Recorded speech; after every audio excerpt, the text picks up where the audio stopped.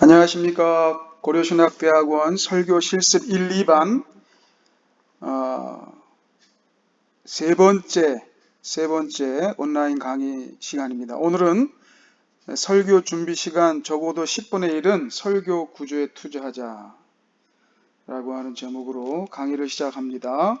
여러분 집중해 주시고요. 첫 번째 시간에 설교 원고 작성 10단계 방법 여러분에게 말씀드리면서 설교의 구조에 대해서 잠깐 언급을 했습니다. 오늘은 이 설교 구조에 우리가 좀 투자하자, 시간을 좀 내자라고 하는 말씀입니다. 성경 본문 주해의 구조 분석, 설교에 유용한가? 여러분 어떻게 생각합니까? 구조 분석, 설교에 유용합니까? 사실은 이 20세기 후반 성경 해석 방법론은 언어학의 연구에 힘입어서 발전을 합니다. 스피치 액 티오리 잠깐 말씀드렸지만, 그래서 대표적인 예로 담화 분석이라고 하는 이 성경 해석 방법론인데요. 디스코스 애널리시스. 이 담화 분석이라고 하는 것은 성경 본문을 담화로 상정하고 그 담화의 내적, 외적, 문맥의 구조를 고려하면서 해당 담화가 지닌 의미를 찾아내려는 해석 방법이다. 그래서 내적, 외적, 그리고 문맥의 구조, 이게 중요합니다. 이 구조가 중요합니다. 이 구조를 찾아내는 것이 본문을 해석하는 중요한 방법이다라고 하는 이런 담화 분석 방법론, 성경 해석의 방법론입니다.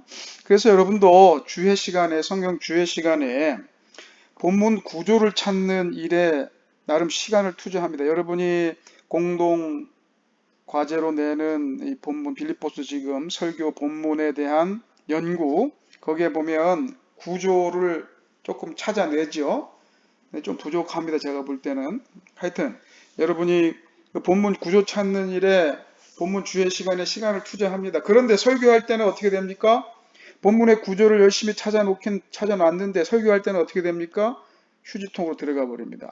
그 본문의 구조가 아무 역할도 없고 아무 고민도 없고 그냥 본문의 구조는 구조고 거기서 의미 발견했으면 끝! 이렇게 하고 성경 본문 주의 구조 분석은 설교에 아무런 영향을 미치지 못한다는 겁니다. 이거 안타까운 일 아닙니까? 저만 안타까운가요? 자, 여러분, 이 성경 기자들이 성경을 기록하며 구조에 많이 신경을 썼다고 제가 이렇게 표현했습니다. 진짜입니까?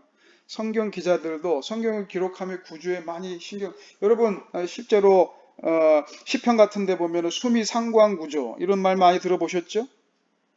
성경의 여러 군데에서 대구 교차 구조, 카이아스틱 스트럭처 이렇게 표현하죠. 대구 교차 구조. 그 다음에 많죠. 여러 가지 구조들이 있습니다. 그 말은 무슨 말이에요? 성경 기자들이 본문의 구조에 신경을 많이 썼다는 이야기죠. 왜 그랬을까요? 왜 성경 기자들이 본문 구조, 성경을 기록하면서 본문의 구조에 신경을 많이 썼을까요? 이 구조라는 말 조금 더 나아가면 장르라는 표현도 여러분이 생각해 볼 필요가 있어요. 성경에 여러 가지 장르가 있죠? 어떤 장르가 있습니까? 말 그대로 시편은 시라고 하는 장르로 썼고요. 그 다음에 복음서나 또 모세오경의 경우에는 내러티브라고 하는 장르도 있고요. 역사서는 역사 말 그대로 그건 역사를 기록하는 그 역사 기록의 장르로서의 또 장르가 있고 묵시의 장르도 있고 여러 가지 장르가 있어요.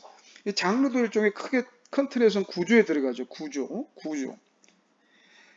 왜 이렇게 성경 기자들이 본문 구조에 신경을 많이 썼을까? 그 이유는 무엇일까? 왜 그럴까요, 여러분? 여러분, 우리가 보통 예전엔 축자 영감서, 우리는 지금 뭘 받아들이죠? 성경이 유기적 영감으로 기록됐다. 유기적 영감서를 받아들이지 않습니까? 그렇다고 하면 제가 여러분에게 질문 드립니다. 성경의 장르 혹은 성경의 구조는 성령의 영감이 되었습니까? 아니면 그냥 우연히 어떻게 하다 보니까 시로 쓰고 묵시로 쓰고 어떻게 하다 보니까 또 내러티브로 쓰고 어떻게 하다 보니까 서신체로 쓰고 이게 하다 보니까 그렇게 된 건가요? 아니면 성령의 영감으로 된 건가요? 축자 영감이라고 할 영감을 받아들인다면 말 그대로 단어 하나하나도 영감하셨는데 이 뭐 구조를 영감 안 했겠습니까? 만약 유기적 영감을 받아들인다고 해도 여러분 어떻게 해야 됩니까? 헤르만 바빙크, 유명한 헤르만 바빙크가 유기적 영감을 이렇게 말했습니다. 첫째, 하나님께서 인간 기자들을 어릴 때부터 구별하여 준비하셨고 특수한 가업을 수행할 수 있는 능력을 구비시키셨다. 하나님이 그렇게 하셨다. 성령의 감동하심을 입은 인간 기자들이 기록에 대한 소명, 즉 기록해야 한다는 충동을 받아 성경을 기록했다는 사실이다. 그렇죠. 그 다음에 세 번째 중요합니다. 성경 기록 시에 무의식적인 모라와 입신 상태에 들어간 것이 아니고 온전한 정신으로 자신을 의식하면서 사색과 숙곡, 감정과 의지의 자유를 가지고 계시 자료를 연구하고 부지런히 살피는 여유를 가지게 하셨다. 그러니까 이런 유기적 영가가 아니고 영감이죠. 이거 오자 났습니다. 영감설에 따르면 어떻게 됩니까? 성경 기자들이 성경을 기록할 때 사색, 숙고, 감정과 이제 자유를 가지고 계시 자료를 연구하고 부지런히 살폈다. 여기에는 성경을 기록하는 그 장르나 구조가 포함되겠죠? 포함 안 된다고 하면 그거는 참 골치 아파집니다. 그래서 성경의 장르 구조, 분명히 이것도 성령의 영감 가운데 포함이 된다. 이렇게 말씀을 드릴 수 있습니다. 그런데 우리가 설교하면서 계속해서 좀 안타까운 것은 뭐냐면 제 이야기입니다. 예를 들면 시편을 설교하는데 시편을 우리가 보통 어떻게 설교합니까? 시편, 이 시입니다. 시. 말 그대로 시입니다. 시의 특성이 뭡니까? 시의 표현 방법이 무엇입니까? 여러분 우리가 잘 알고 있죠. 그런데 우리가 시를 설교할 때는 대부분 리포트 형식으로 서론, 본론, 결론 이렇게 해가지고 리포트 형식으로 설교하죠. 시를 그리고 논리성도 좀 부족해. 예. 시를 그냥 논리성도 부족한 리포트 형식으로 설교하는 것이 저는 평소에 이 설교를 하면서도 좀 하나님 앞에 죄송한 마음이 있었어요. 시의 그 다이나믹함과 시의 그 감성적인 측면과 전인격적인 어떤 시로 계시하시는 하나님의 말씀을 그저 그냥 좀 어설픈 분석으로 리포트로 전락시키는 이런 것에 대해서 제 자신이 좀 안타까운 마음이 있었습니다. 그러니까 우리가 설교할 때는 이 성경이 가지고 있는 장르 또는 구조, 오늘 구조로 집중을 하는데요. 그 구조를 무시하고 그냥 일관적이고 그리고 생각하지 아니하고 설교의 구조를 생각하지 않고 설교하는 경우가 많다는 거죠.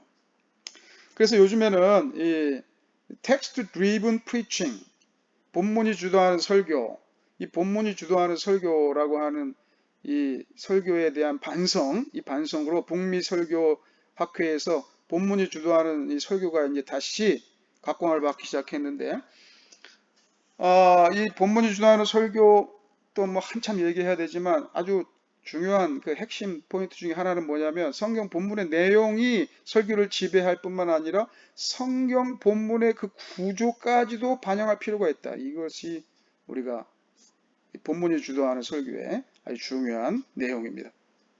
예를 들면 이런 겁니다. 자, 여기 보십시다.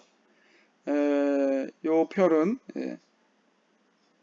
요한계시록의 카이아스틱 스트럭처, 교차 대구 구조죠. 그 계시록 1장부터 22장을 보면 1장 1절부터 22절은 프롤로그고 22장 6절부터 20 에필로그 이렇게 연결이 되죠.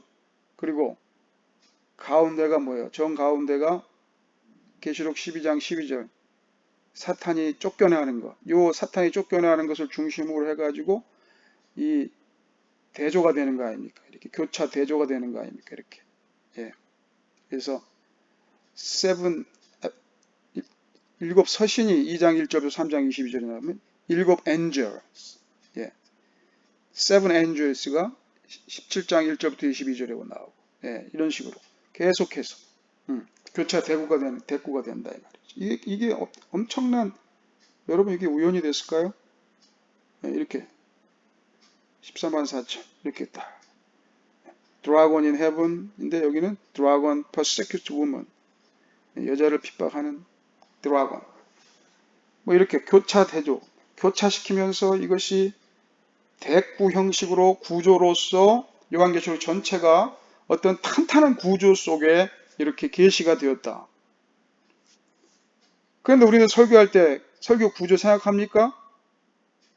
예, 생각하셔야 된다는 거예요. 제가 생각하셔야 된다는 거 강조하기 위해서. 네.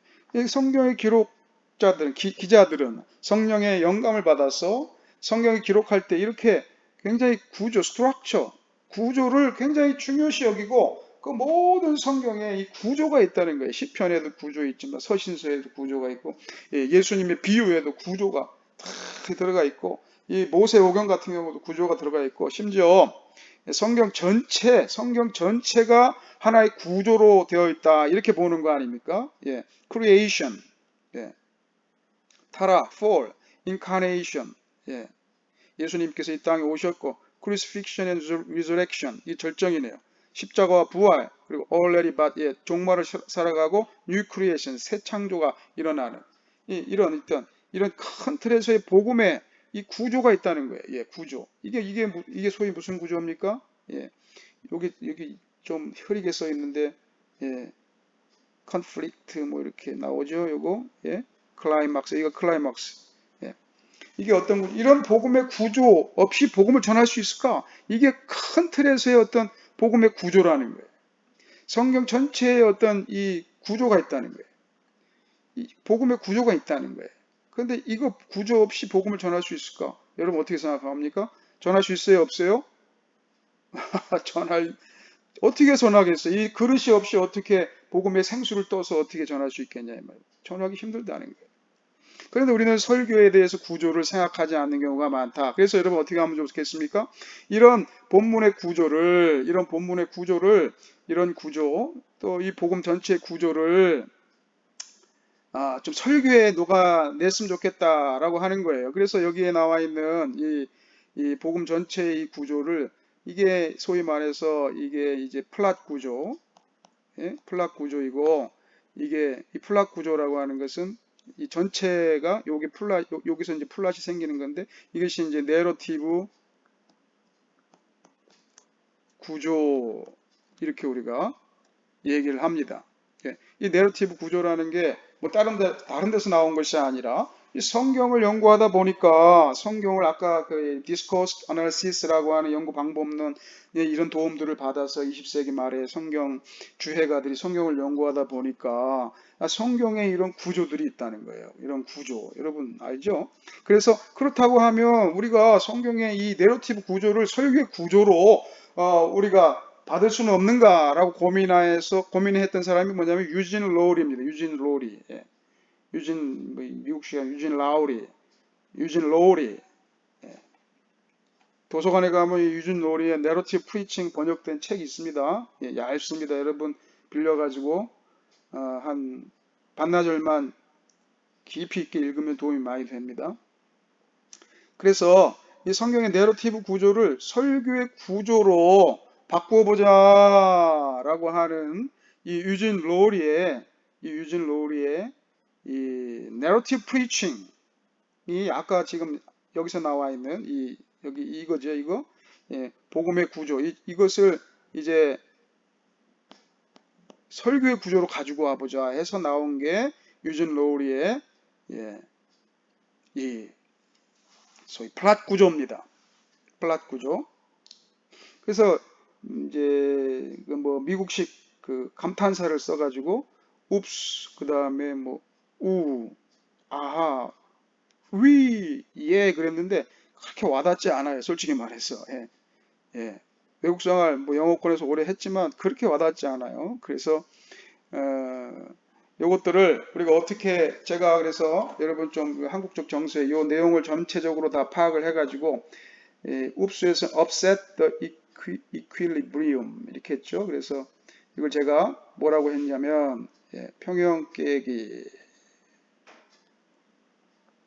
평형 깨기 이렇게 했습니다. 그리고 여기 요 단계 analysis the discrepancy 차이를 분석해라 뭐 이렇게 나와 있지만 이게 금방 뭐 여러분 뭐 혹시 네이티브 잉글리시 네이티브 스피커 있는지 모르겠지만 그렇게 와닿지가 않아요. 그래서 이것을 우리 정서상 좀 알 수 있도록 갈등 심화 이렇게 했습니다. 그 다음에 세 번째로 아하 여기가 이제 전환 플랫 여기가 대전환이 일어나는 거거든요. Clue to resolution 그래서 어떤 이 해결의 열쇠를 찾는다 그랬는데 이것을 제가 그냥 좀 하나님의 역전 이렇게 표현을 해봤습니다. 하나님의 역전. 예, 하나님께서 제가 본문을 연구하면서 보니까 성경에서 늘 하나님께서 여기서 말하는 clue to the resolution 하나님께서 그거를 아하 하면서 바꾸셔요. 하나님이 역전시키는 그 하나님의 역전 속에 그 clue 실마리가 있는 거예요. 그러면서 그 역전을 통해서 어떤 일이 일어나냐? experience the gospel 여기에 뭐 이렇게 이렇게 돼 있는데 여기에 복음을 경험하는 일이 일어나는 것입니다. 복음 경험이라고 제가 했습니다. 복음 경험. 중요한 것은 이게 경험을 의지하는 게 아니고 뭘 의지해? 복음을 경험하자. 말씀을 체험 그 자체가 중요한 게 아니에요. 말씀을 체험하는 게 중요한 거고 경험 그 자체가 중요한 게 아니라 복음을 경험하는 게 중요하다. 이렇게 말씀드리고 싶습니다. 그리고 이제 마지막에 뭐 이렇게 표현되는데 anticipate the consequences. 그래서 저는 이것을 비전 제시다 이런 식으로 표현을 해봤습니다. 그래서 지금 이 그림은 또 이거 누가 이렇게 잘 그려놓은 건데 유진 롤이 그 연구하는 어떤 그 학생인 것 같아요. 그분이 잘 해놨지만 유진 롤이 이렇게 했는데 사실은 유진 롤이 책 이제 읽어보면 이런 스타일보다는 제가 평소에 얘기하는 대로 이런 스타일보다는 약간 이게 조금 뭐라 그래야 되나 이렇게 조금 더 이렇게 앞으로 나아가는, 조금 더 앞으로 나아가는, 조금 더 앞으로 이렇게 좀 앞으로 좀 이렇게 해서 좀 쫙 이렇게 좀 나아가는 여기에 이렇게 돼야지 이게 너무 쑥 들어와 버렸는데 하여튼간에 뭐 그림은 그렇습니다. 그래서 이렇게 이제 내러티브 구조를 예로 하나의 성경의 내러티브 구조를 설교의 구조로 이제 우리가 가져온 겁니다. 우리가 설교 구조에 대해서 생각을 많이 안 하기 때문에 대부분 설교 구조는 설교 원고 쓸 때 시간을 투자하지 않아요. 그냥 씁니다. 그냥 얘기합니다. 그런데 여러분 다시 한번 말씀드리지만 성경의 기자들은 사도 바울을 비롯해서 모세와 그 다음에 그 수많은 시편의 기자들과 그 다음에 요한계시록을 기록한 사도 요한과 이런 모든 분들이 성경의 기자들이 성경을 기록할 때 그냥 기록하지 않았다니까요. 어떤 장르를 통해서 기록할 것이냐, 그리고 그 장르 안에서도 어떤 뭐 수미 상관 구조로 할 것이냐, 카이아스틱 구조, 교차 대꾸 구조로 할 것이냐, 뭐 이런 식으로 굉장히 그 구조에 대해서 신경을 쓰고 성령께서 영감을 주셔서 그 구조에 맞게 성경을 기록했다. 이걸 우리가 굉장히 여기에서 좀 인사이트를 받으셔야 돼요. 그런 의미에서 성경에 굉장히 많은 구조들이 있는데 그 중에 대표적인 예를 들면 성경 전체가 내러티브 구조라고 하는 이 부분이 굉장히 많기 때문에 복음을 이 내러티브 구조로 아까 여기 본 것처럼 여기 이 복음 이렇게 쫙 십자가와 부활이 절정 하나님의 역전이죠. 이게 십자가가 어떻게 돼요? 부활로 역전되죠. 십자가 끝나는 줄 알았는데 새로 시작되죠. 십자가 패배했는 줄 알았는데 resurrection 승리하죠. 이번 주가 이제 바로 이 절정에 있는 거 아닙니까? 뭐 금요일 날 예수 그리스도께서 십자가에 죽으셨어. 그래서 원수 사단은 이제 자기들이 이겼다라고 환호성을 치고 있는데 주일날 사흘 후에 주일날 예수님께서 부활하심으로 말미암아 참된 승리가 무엇인지를 보여주고 영원한 승리자가 예수 그리스도가 되는 이 하나님의 역전 아닙니까? 이 역전. 그래서 제가 그걸 하나님의 역전이라고 표현했어요. 그래서 이런 이 구조를 설교 구조에다가 가져올 수는 없느냐라고 하는 이런 고민을 가지고 이 유진 로리라고 하는 이 유진 로리가 또 이거 독특하게 만든 게 아니고 그 앞에 많은 그 설교학자들의 도움을 받아서 그가 나름대로 이렇게 정립을 한 거예요. 내러티브 구조를 정립한 겁니다. 예. 그래서 여기서 우리가 여러분이 이렇게 오해하지 말아야 될 부분 중에 하나는 무엇이냐면요. 이게 설교가 그래서 내러티브 설교, 내러티브 프리칭이다 그러면 흔히들 하는 오해가 무엇이냐면 내러티브 프리칭이니까 설교를 그냥 이야기하듯이 어떤 예화 중심으로 이렇게 설교하는 거구나 이렇게 오해를 하는데 아닙니다. 그거 아닙니다. 내러티브 프리칭이라고 하는 건 뭐예요? 뭐라고 가장 중요한 게 뭐예요? 예, 설교의 구조가 내러티브라는 거예요. 설교 구조가 내러티브라는 거지. 구조. 예. 설교의 구조가 내러티브라는 거예요. 다시 한번 강조합니다. 내러티브 프리칭이다 라고 할 때 뭐 이야기를 한 두서너 개를 이렇게 조합해 가지고 하는 것이 아니고 설교의 구조가 내러티브 구조를 가지고 있다라고 하는 측면입니다. 이것이 내러티브 프리칭입니다. 정확하게는. 네, 그래서 그걸 여러분 그러면 여러분은 어떤 구조를 가지고 설교를 하십니까? 예, 대부분 다 3대지 구조.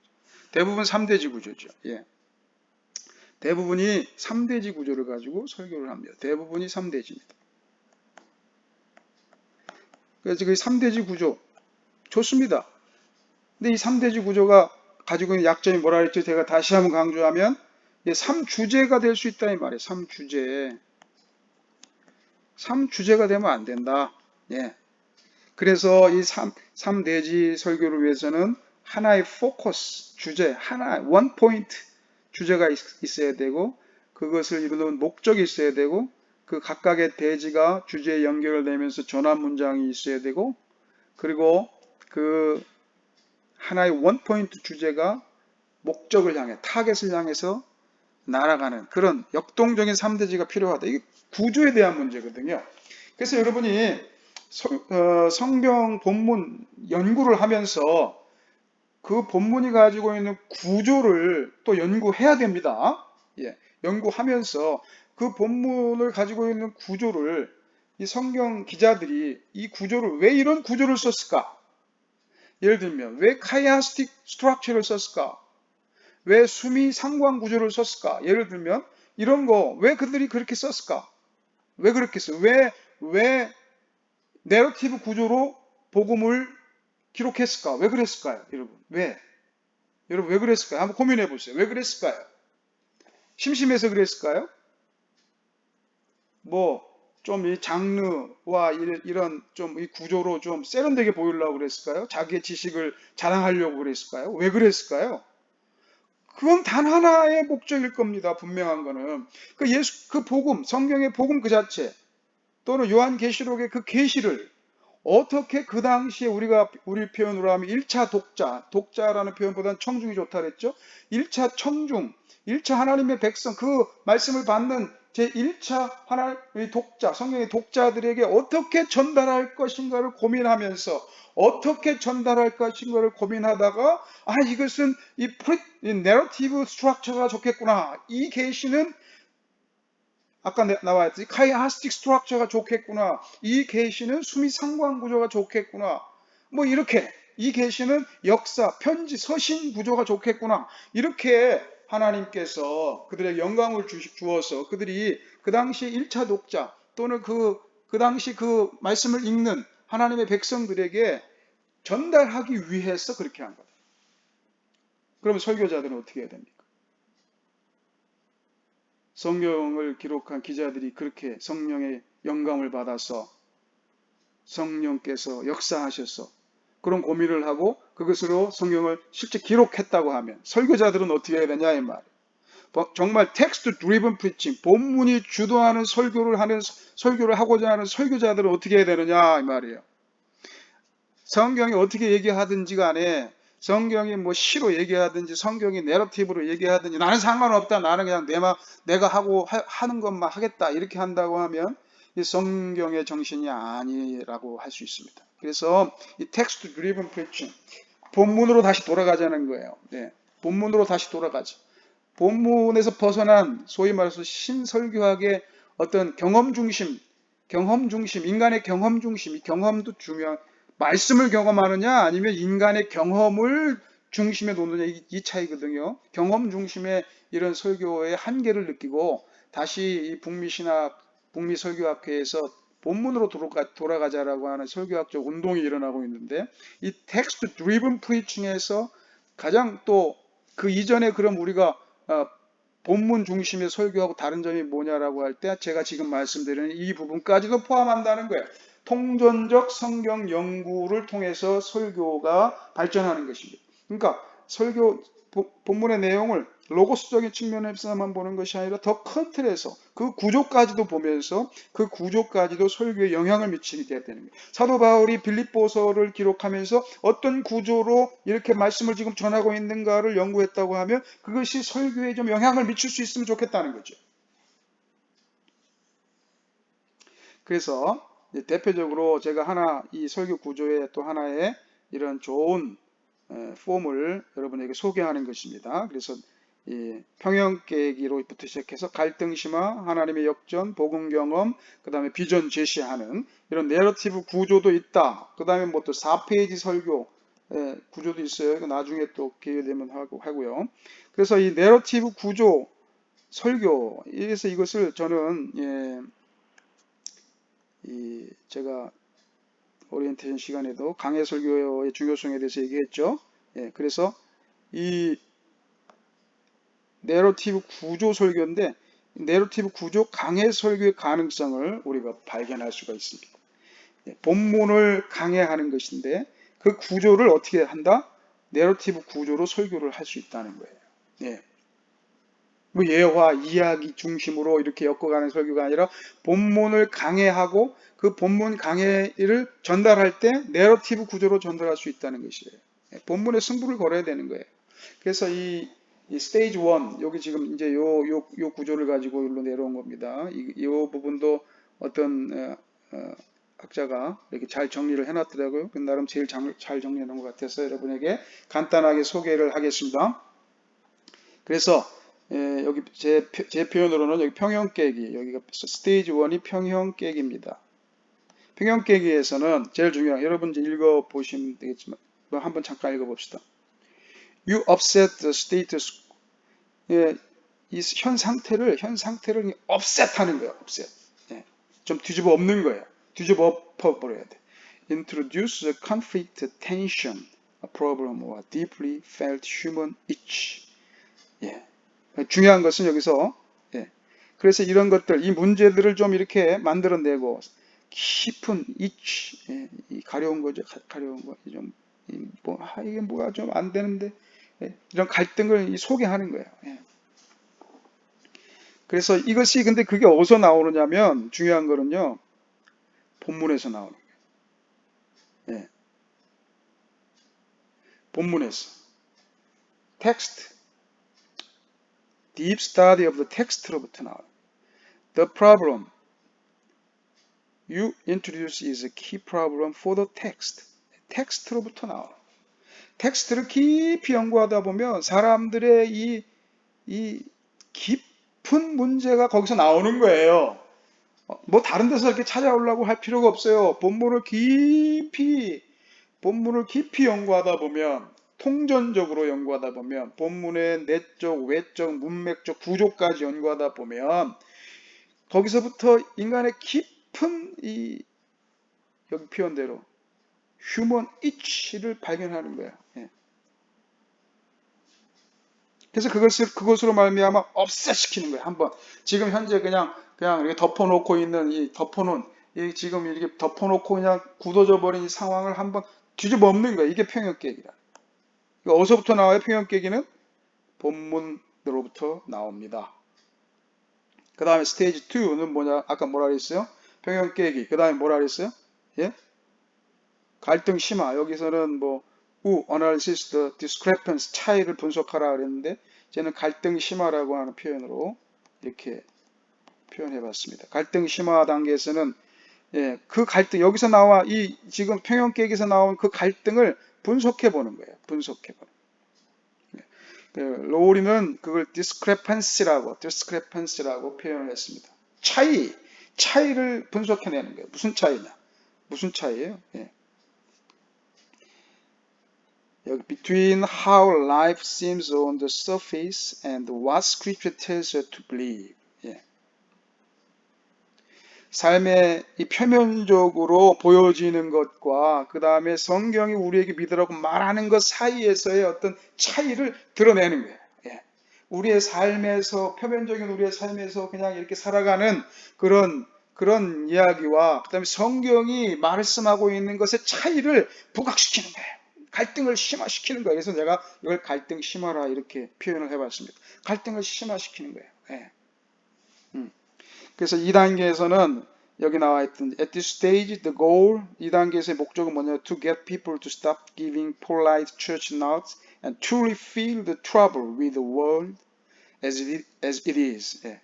진정한 문제의식을 갖도록 만드는 거예요. 그냥 그냥 공손하게 예배당에 왔으니까 그냥 이렇게 아이고 우리 목사님 전도사님 좋은 말씀하시 그저 다 좋은 말씀이지 뭐 그렇지 뭐 아멘 이렇게 하고 있는 것이 아니라 진짜 어떤 영적인 그 컨플릭트를 일으켜내야 된다는 거죠. 예. 그러니까 여러분 설교하면 둘 중에 하나라는 거 아닙니까? 예.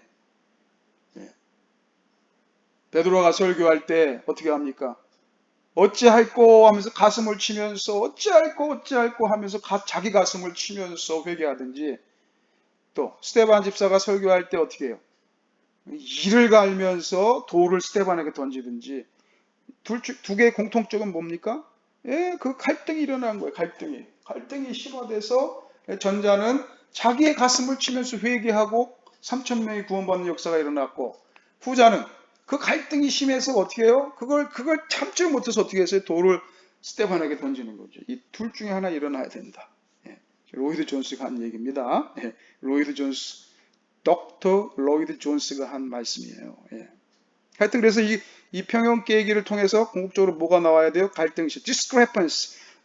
우리의 일상에 우리가 이 표면적인 우리의 그 이야기와 성경이 말하는 이야기의 그 discrepancy, 이 차이를 부각시키는 거예요. 이것이 평형 깨기, 갈등 심화. 3단계 뭐라 그랬죠? 3단계 하나님의 역전입니다. 3단계. 이거는 이제 disclose a clue to resolution. 예, 그 해결의 실마리를 여기서 이제 발견하는 건데, 이거 해결의 실마리는 뭐 설교자가 발견하는 게 아니고 하나님께서 그 본문에 이미 해결의 실마리를 두신 거예요. 해결의 실마리를 두셔가지고 그 본문을 통해서 우리가 그 하나님의 역전을 발견하는 거예요. 예. 여기 중요한 것은 the gospel comes through in every text in scripture. 예. 여기서도 역시 중요한 건 본문이에요. 본문에서 발견하는 거예요. 예. 본문을 깊이 보면 모든 본문에 하나님의 거기 역전의 모습이 있습니다. 예. 그래서 여기 나와 있는 여기 표현대로 신약의 족보에서도 심지어 신약의 족보에서도 볼 수 있고 레위기의 완벽한 이 규례에서도 볼 수 있다 이렇게 표현하고 있는데 하여튼 그래서 2단계에서 이 설교자가 해야 할 중요한 일은 뭐냐 여기 나와 있는 대로 job is to find the clue 그 실마리를 발견하는 건데 resolves the conflict or discrepancy the people feel so very deeply 그 갈등 혹은 그 차이를 풀어내는 실마리를 보는 거예요. 이 어찌할꼬 저 스테반 이를 간 저놈이 우리 유대인들을 모욕하는구나 이 컨플릭트 또는 디스크레펀시 이것을 어떻게 풀어내는가의 실마리가 본문에 있다 이 말이에요. 그걸 저는 하나님의 역전이라고 이렇게 표현을 합니다. 하나님이 역전시키는 그 실마리가 있다는 거예요. 그러고 나서 어떤 스테이지 4는 뭡니까? 복음 경험이라고 제가 표현을 했습니다. 여기도 experience the gospel이라고 되어 있죠. 예. 그래서 experience라고 하는 이 표현이 좀 걸리시는 분이 있을 수도 있는데 말 그대로 이것은 복음을 경험하는 거예요. 말씀을 경험하자는 거예요. 말씀을 경험 안 하고 말씀을 말씀을 체험해야죠. 예, 말씀을 머리에만 갖고 있어갖고 되겠습니까? 예, 다른 걸 경험하자는 것이 아니라 복음을 경험해야 된다. 예, 그래서 이 실마리를 하나님의 역전을 통해서 거기에서 이 복음 큰 의미에서 성경 전체를 흘러가는 이런 큰 의미에서의 그 복음이 경험되어야 된다. 그래가지고 여기에서는 이제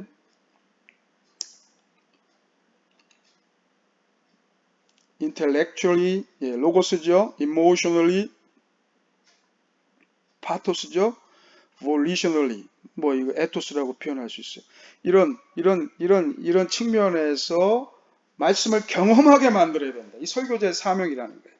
그러면서 뭐 여기에 이 사람은 이 로리는 여기 로리가 표현한 것도 있지만 하여튼 요런 영화에 뭐 링컨이라는 영화, 레미제블이라는 영화를 보면 거기서 어떤 주제를 경험하는 거죠. 주제를 경험하듯이 우리가 이 설교를 통해서 복음을 경험하게 해야 된다. 그래서 여기서 무슨 예화, 요 스테이지 4에서 예화를 해라 요 소리는 아닙니다. 예화할 수도 있고 그 예화를 할 수도 있고 예화를 안 쓰면서도 그 오늘의 본문의 주제와 그 주제가 이야기하고 있는 이 로고스, 에토스, 파토스적인 측면을 경험하게 만드는 것입니다. 이것이 설교의 굉장히 중요한 부분이죠. 그리고 나서 이제 스테이지 5로 가면 어떻게 됩니까? anticipate the consequences. 결과를 기대한다. 뭐 이런 건데 저는 이걸 비전 제시라 이렇게 얘기를 해봤습니다. 자, 그래서 저 좋은 소식은 우리를 변화시킨다. 그래서 어떻게 합니까? 지금 이 설교를 통해서 우리가 이제 어떻게 변화되어야 될까를 구체적으로 제시합니다. 어떻게 우리 하나님과 함께 살아갈래? It offers us ways of living with God in the world warmly. 차갑게 그냥 믿고 끝나는 게 아니고 아주 따뜻하게 이 세상을 어떻게 살아갈 것인가를 따뜻하게 그들에게 주는 것이에요. 그래서 이 비전 제시 단계에서 제일 중요한 것은 무엇이냐면 help you people see a new way to live. 살아갈 새로운 길을 보여줘야 돼요. 그리고 help them embrace it. 그 새로운 이제 말씀을 따라 우리의 차이, 우리의 삶과 말씀이 보여주는 그 차이, 그 갈등을 이 복음 하나님의 역전으로 극복하면서 복음을 경험했어요. 이제 그럼 어떻게 할 것이냐? 그 말씀을 가지고 살아갈 수 있는 힘을 공급하는 그 단계가 바로 이 비전 스테이지 5다 이 말이에요. 그래서 그것을 가슴에 품고 가게 만들어야 돼. 이 스테이지 5에서는 오늘의 말씀의 주제, 오늘의 목적을 따라서 그 말씀을 이제 내가 이제 이 말씀 붙들고 이렇게 살아야지 하는 걸 가슴에 딱 품고 예배당을 나갈 수 있도록 그렇게 만들어야 되는 거예요. 그러면서 하나님 앞에 영광을 돌리게 만드는 겁니다. 그래서 이렇게 설교의 구조, 이런 구조가 있다. 그래서 여러분 내러티브 프리칭을 한번 시도해 보시기를 바랍니다. 저한테 이 설교 실습 수강하는 분들은 제가 그 가능성 있는 분들 한두 분 이야기했을 겁니다. 그분들 뿐만 아니라 여러분도 한번 예를 들면 이제 목회, 이제 설교 사역 몇십 년 하고 이제 뭐 50대 중반 후반 60 이렇게 되신 분들 이제 담임 목사 뭐 10년 차 이렇게 하시는 분들에게 이걸 권하지 않아요.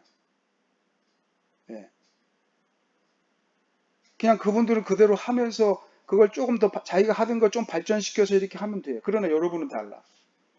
여러분은 지금 21세기 급변하는 미중유의 한 번도 경험해보지 못한 세상에서 지금 복음을 전해야 되는 사람들이에요. 세상의 이 사람들은 이 구전 문화로 급격하게 바뀝니다. 급격하게 바뀌는데 여러분의 설교 구조는, 여러분이 지금 하고 있는 구조는 대부분 50년 전에 신학교에서 배웠던 거 그대로 똑같이 그것도 잘 못해. 그러면 안 된다 이 말이에요. 자, 잘 못한다는 건 여러분 좀 잘하라고 제가 좀 강조한 것이고요. 잘하고 있어요. 잘하고 있는데 거기에서 멈추면 안 돼요. 적어도 이런 그 성경, 이게 그래서 그냥 우리가 만들어낸 게 아니라 성경을 연구하면서 통전적으로 연구하면서 성경이 지금 이 계시의 말씀, 하나님의 이 계시 진리를 어떻게 전하려고 애를 쓰고 있는지, 어떤 장르로 어떤 구조로 전하려고 했는지까지도 연구하면서 그것을 설교에 녹아내셔야 된다라고 하는 말씀입니다. 그러면서 여러분에게 도전하는 겁니다. 그래서 이 내러티브 프리칭, 내러티브 구조 설교도 한번 도전해봐라. 내러티브 강해 설교에 한번 도전해봐라 라고 하면서 여러분에게 이 휙구조, 여러분 선배들이 붙여준 건데 이렇게 휙 간다 해서 휙구조 설교 구조를 소개했습니다. 또 목요일 날 또 실시간 강좌에서 만나서 또 기쁜 마음으로 설교 실습하도록 하겠습니다. 감사합니다.